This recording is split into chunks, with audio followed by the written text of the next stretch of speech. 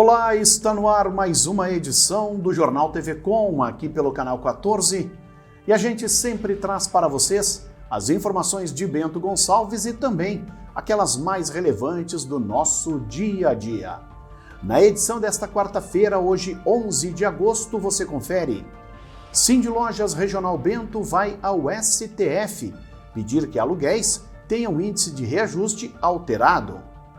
Exposição Bento em Aquarela pode ser conferida no Museu do Imigrante até o final deste mês. Chegada de mais doses permite a ampliação da vacinação contra a Covid-19 em Bento Gonçalves. Fundação Oswaldo Cruz confirma mais 4 casos da variante Delta no Rio Grande do Sul. São destaques do Jornal TV Com que você confere agora.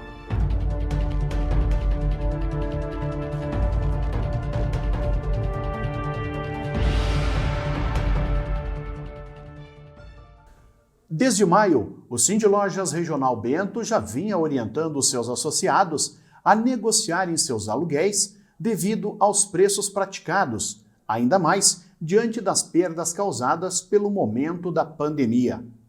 O tema ganhou destaque nacional, resultando num movimento liderado pelo Sindlojas de Belo Horizonte, o qual o Sindlojas Regional Bento está integrando. Inclusive, o tema está sendo apreciado no Supremo Tribunal Federal, solicitando a troca do IGPM, que é o Índice de Reajuste das Locações, pelo IPCA. As entidades questionam a aplicação de um valor superior a 30% e veem o IPCA, que teve variação de 6%, como o índice mais justo diante da crise econômica vivida pelo setor. Entre os argumentos estão o aumento dos pedidos de falência em mais de 12% e de recuperação judicial em 13,7%. Nós, com 25 sindicatos de todo o Brasil, sindicatos empresariais, ajuizamos uma ação junto ao Supremo Tribunal Federal com o apoio do partido PSD contra a aplicação do IGPM como índice de reajuste nos contratos de locação. Essa ação está sendo analisada pelo ministro Alexandre de Moraes. O IGPM e IGPDI são índices que calculam commodities e principalmente o dólar. E nós estamos pedindo na ação a substituição desses índices pelo IPCA para que seja mais justa a correção inflacionária. Hoje, esses índices estão acumulados em torno de 37% ao ano e são devastadores para as relações da locação, principalmente para as pequenas e médias empresas e pessoas físicas. Convidamos você, empresário e pessoas físicas, que são locatários em contratos de imóveis, sejam eles comerciais ou residenciais, para que se junte conosco nesse importante movimento e digam não IGPM. Caso o STF dê ganho de causa às entidades sindicais, qualquer pessoa física que paga aluguel poderá substituir o IGPM pelo IPCA. Mesmo que o entendimento seja contrário, as entidades sindicais estão pedindo que, ao menos, a mudança seja aplicada durante a pandemia. Entidades de Pernambuco, do Pará, Alagoas, Rio Grande do Sul, Mato Grosso e interior de São Paulo também assinam a ação. Financiado pelo Fundo Municipal da Cultura e executado no ano passado, o projeto Bento em Aquarela resultou em 20 obras para exposição e destas, pelo menos 10 foram reproduzidas em formato de cartões postais com imagens de pontos turísticos de Bento Gonçalves. O resgate cultural e histórico, assinado pelo artista Jason Hanzi, também explora o trabalho no campo que ajudou a moldar a capital do vinho. Até o dia 31, as obras poderão ser apreciadas pelo público no Museu do Imigrante, entre terça e sábado, no horário das 8h30 às 11h30 da manhã e da 1h30 às 5h30 da tarde. Nós estamos aqui no Museu do Imigrante de Bento Gonçalves para mostrar a exposição Bento em Aquarela. A exposição é financiada através do Fundo Municipal de Cultura e ela retrata alguns aspectos culturais e turísticos da cidade de Bento Gonçalves. A escolha da técnica de aquarela para esse projeto foi porque é uma técnica simples, onde a gente usa apenas papel, tinta e água. Nessa técnica, cada resultado é diferente, as texturas, cada pintura se torna diferente da outra. E essa mesma simplicidade eu busquei reproduzir algumas obras em cartões postais para resgatar o envio dos cartões postais. Esse mesmo envio, que pode ser feito para um ente querido ou mesmo para guardar como recordação, acredito ser importante esse resgate, essa conexão. Inclusive, o projeto conta com um selo personalizado, onde ele traz o próprio nome do projeto como uma forma de certificar a procedência, inclusive um item de colecionador. A exposição fica disponível até o final do mês, esperamos todos para visitar. Jason lembra que a ideia de transformar as pinturas em cartões postais vem da mesma simplicidade que existe na técnica da pintura em aquarela. Ele ressalta que o cartão postal sempre vai representar um sentimento distinto de pessoa para pessoa, tanto para quem o envia quanto para quem recebe, como para quem guarda, inclusive, como recordação. No próximo domingo, dia 15, a Associação de Apoio às Pessoas com Câncer, a APECAM aqui de Bento Gonçalves, vai realizar a sua feijoada solidária. O evento ocorrerá no formato PEG e leve, em função das restrições impostas pela pandemia da Covid-19, e os ingressos já podem ser adquiridos pela comunidade. Além da feijoada, será servido arroz, farofa, couve e laranja, incluídos no valor de R$ 40.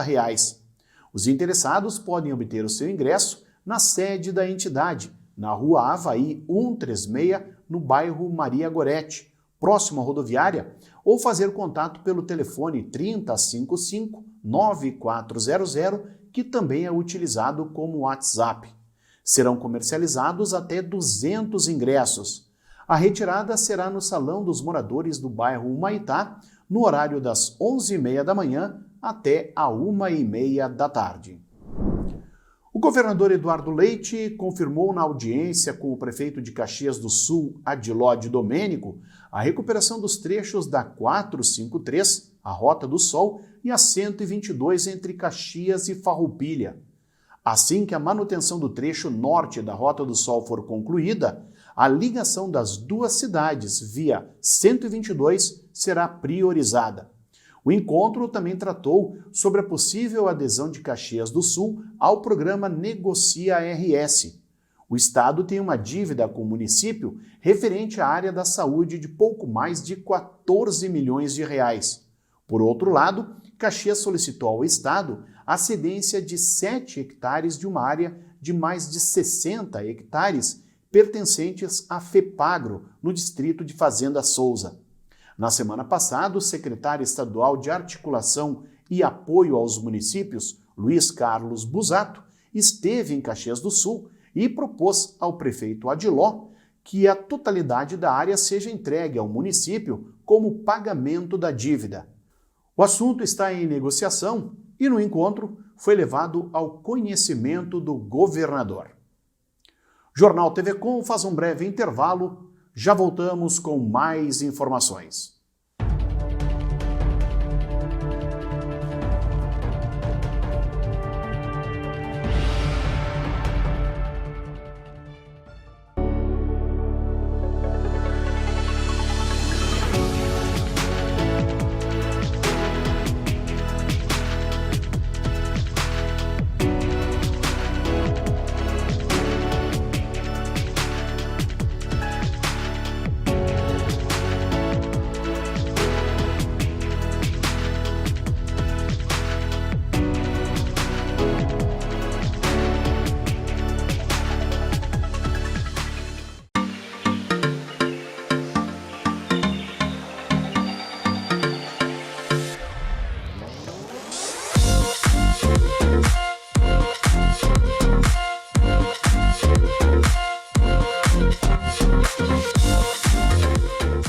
O que acontece com o mundo do vinho? A gente fala de mundo do vinho e nos remetemos a tempos antigos, tempos passados, né? Remontando uma história maravilhosa. E dentro desse mundo do vinho a gente tem a geografia, a história, a religião E o que nós queremos trazer com isso é essa prática da experiência. E através do enoturismo a gente consegue sim transferir essa mensagem do mundo do vinho em todos os lugares. Então nos acompanhem que estamos só começando.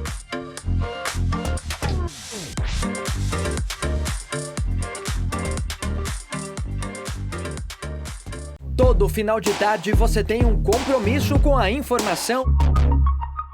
Fique sabendo o que acontece em todo o estado no programa mais dinâmico da TV Gaúcha. Informação em tempo real, vagas de emprego e entrevistas exclusivas sobre cotidiano, política e cultura. Participe enviando fotos, vídeos e comentando as notícias pelo WhatsApp 995882374. Tudo isso de segunda a sexta, a partir das 5:30 da tarde, aqui no Conexão RS.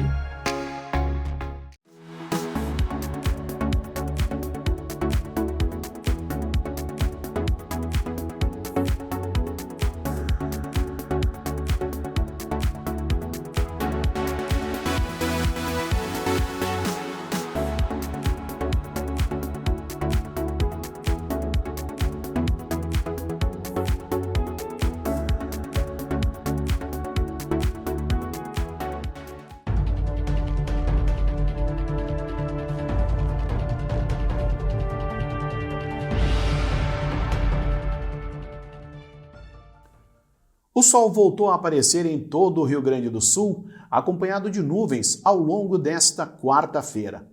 Na metade norte do Rio Grande do Sul, as nuvens predominaram, e assim como hoje, a quinta-feira será bastante fria, inclusive com chance de geada em algumas regiões. Ao longo desta quinta-feira, tem condição para geada em grande parte do estado do Rio Grande do Sul por causa da entrada de uma massa de ar mais frio. As temperaturas caíram e o tempo voltou a ficar firme em grande parte do estado. Enquanto isso, a passagem de uma frente fria, juntamente a outras áreas de instabilidade, mantém a condição de chuva sobre boa parte do estado de Santa Catarina e também do Paraná. A chuva será bastante expressiva, principalmente no litoral dos dois estados, e pode vir acompanhada por rajadas de vento de moderada a forte intensidade e também por trovoadas. Com relação às temperaturas, em Curitiba tem previsão de chuva com mínima de 9 e máxima de 14 graus. Em Florianópolis, o dia começa com 12 e a máxima de 15 graus. Em Porto Alegre, o predomínio é de sol e a máxima chega aos 16 graus à tarde. O clima-tempo aponta para Bento Gonçalves a presença do sol, a possibilidade de geada ao amanhecer e aumento da nebulosidade. As temperaturas devem variar amanhã entre a mínima de 3 e a máxima chegando aos 15 graus. E agora no Jornal TV Com, a gente confere o comentário de Adroaldo Dalmas.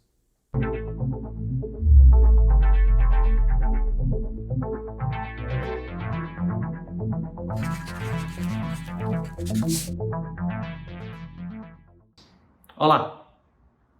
Confesso que está cada vez mais difícil entender a atual administração pública.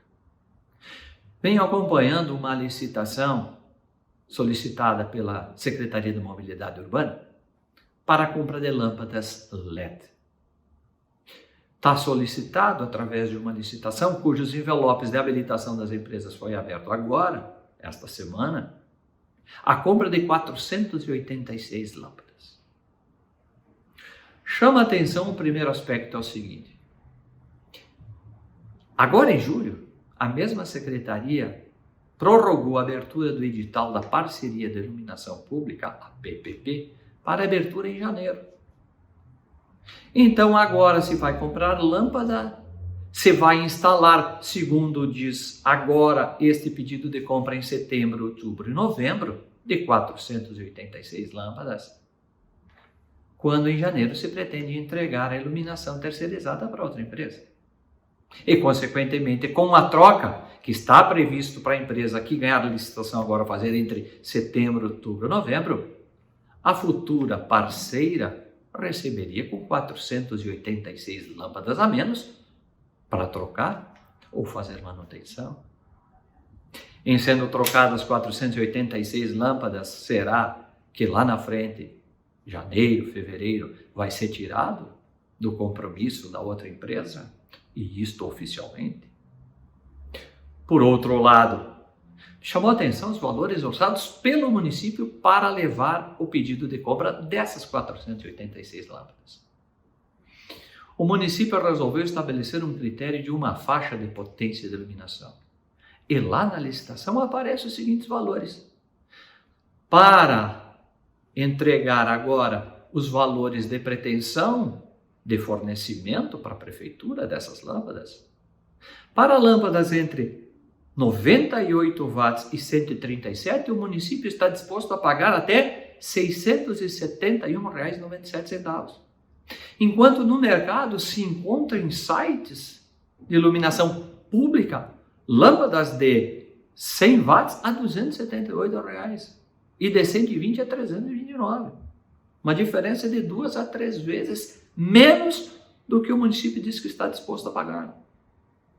Por outro lado, as lâmpadas que o município está solicitando agora por essa licitação entre 138 e 180 watts, solicita e diz que vai pagar até R$ 890,29, se encontra no mercado a de 200 watts a 485. Então aqui fica 2 questionamentos, inclusive para o prefeito Diogo. Prefeito, como é possível o senhor pretende terceirizar a iluminação pública agora em janeiro e está abrindo uma licitação como está aberta para trocar 486 lâmpadas nos meses de setembro, outubro e novembro? Por outro lado, esses valores orçados pelo município, muito superiores aos valores que se encontram no mercado, haveria alguma justificativa? Deixo a palavra com Vossa Excelência. Afinal, se o julgamento do dia 17 lhe for favorável, alguma explicação ainda deverá ser dada sobre isso, sobre esses 2 fatores. Porque as coisas sobre esta licitação da iluminação pública está aqui a ser aberto muitos questionamentos. Fico à disposição da Vossa Excelência para nos informar e eu informar os nossos ouvintes, nossos telespectadores a respeito dessa situação. O fato é que parece que esta licitação dessas lâmpadas, nesse momento, pelo valor e pelo que se pretende, não combina com a PPP e certos valores que tem no mercado. Pensem nisso e fiquem com Deus.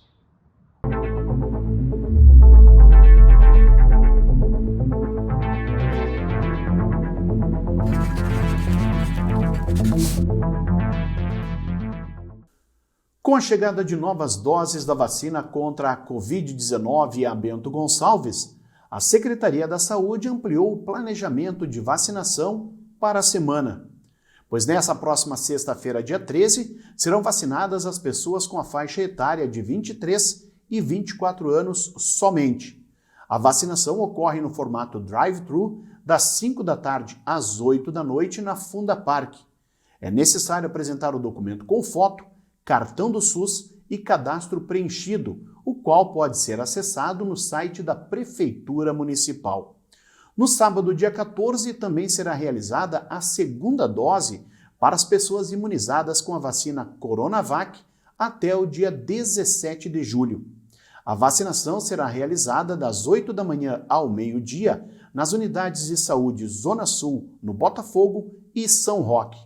Também acontece a aplicação da segunda dose para as pessoas vacinadas com a AstraZeneca até o dia 22 de maio.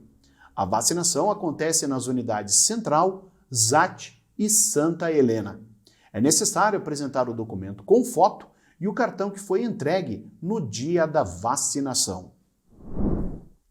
O portal do Governo do Estado mostrava ao início da tarde desta quarta-feira os números de casos da Covid-19 em todo o Rio Grande do Sul. A ferramenta, disponível no site covid.saude.rs.gov.br, monitora os casos da doença em todos os municípios. Somente aqui em Bento, a UTI do Hospital Tacchini registrava 8 pacientes internados com a Covid-19, a mesma quantidade em relação à terça-feira.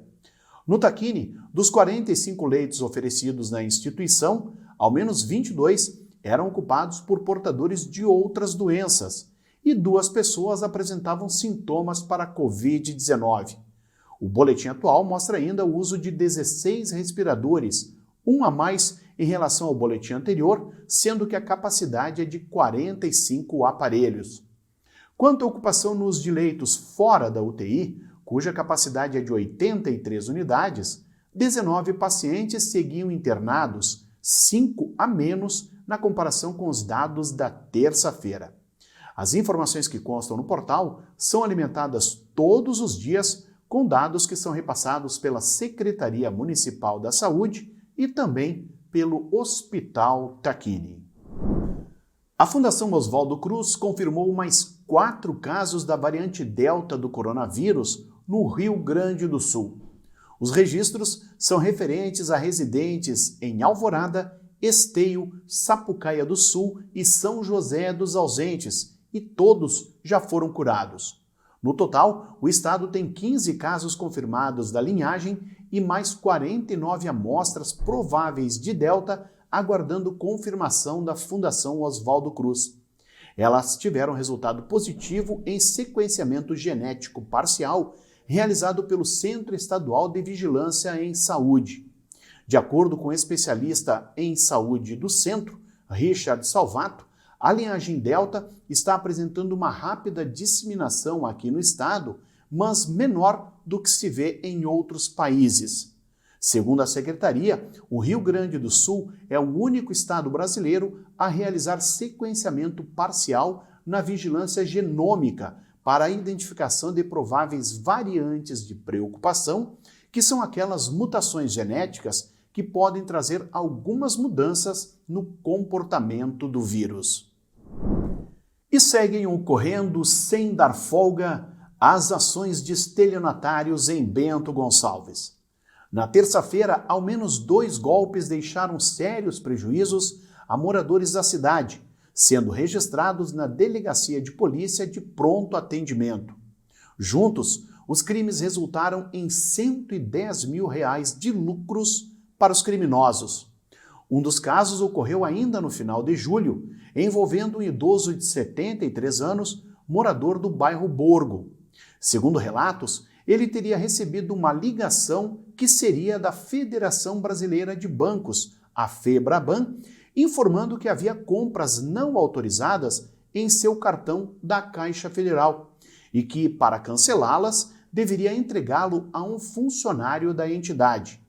Desconfiado, o sujeito ligou para o atendimento 0800 do banco, que confirmou a situação. No entanto, ele ainda estava em contato com os golpistas. Em seguida, um homem de aproximadamente 25 anos foi até a casa para buscar o cartão da vítima e da sua esposa, juntamente com as senhas. No dia seguinte, ao se dirigir à agência da Caixa Federal, ele soube que havia caído em um golpe e perdido mais de R$70 mil. Ontem, terça-feira, uma moradora do bairro Humaitá recebeu uma ligação semelhante, mas com uma pessoa se dizendo funcionária do Banrisul. Ela pediu os dados da vítima para cancelar algumas compras indevidas. Desconfiada, a mulher telefonou de seu número fixo para o 0800 do banco, mas, acreditando que a ligação não tenha caído na central de atendimento, ligou para outro contato da instituição e pediu para falar com a sua gerente. Ao ser informada que a servidora estaria em reunião, passou a falar com uma golpista que a convenceu de entrar no aplicativo do banco e fazer um Pix para um CPF indicado por ela. Após transferir os valores, o celular da vítima ficou bloqueado, conseguindo falar com o banco somente mais tarde, quando foi informada de que havia caído em um golpe, tendo um prejuízo de R$40 mil. Seguem abertas até sexta-feira as inscrições para o auxílio emergencial do esporte, destinado aos profissionais da educação física. Os recursos são oriundos do Fundo Estadual de Incentivo ao Esporte, do Fundo de Apoio à Cultura e da Prefeitura de Bento Gonçalves. O objetivo é alcançar profissionais da educação física que tiveram suas rendas afetadas pelas medidas restritivas de combate à Covid-19. Para aderir ao benefício, os inscritos deverão comprovar estarem ativos no Conselho Regional de Educação Física, apresentar comprovante de endereço e documento de identificação com foto. Os candidatos não devem estar recebendo outro auxílio estadual, aposentadoria ou pensão, nem ter vínculo empregatício ativo. Os aprovados serão beneficiados com auxílio de R$ 800, sendo que R$ 600 de repasse da Secretaria de Esporte e Lazer e R$ 200 da Prefeitura. Em contrapartida, os beneficiários deverão prestar serviço comunitário ligado ao esporte no município, conveniado por até 20 horas. Essas, então, as informações do nosso jornal TV Com desta quarta-feira, dia 11 de agosto. Lembrando que o nosso programa tem reprises amanhã, às 7 horas e também ao meio-dia. Você, baixando o aplicativo Conecta TV Com, confere a nossa programação em qualquer smartphone. É válido para Android e também iOS. Boa noite!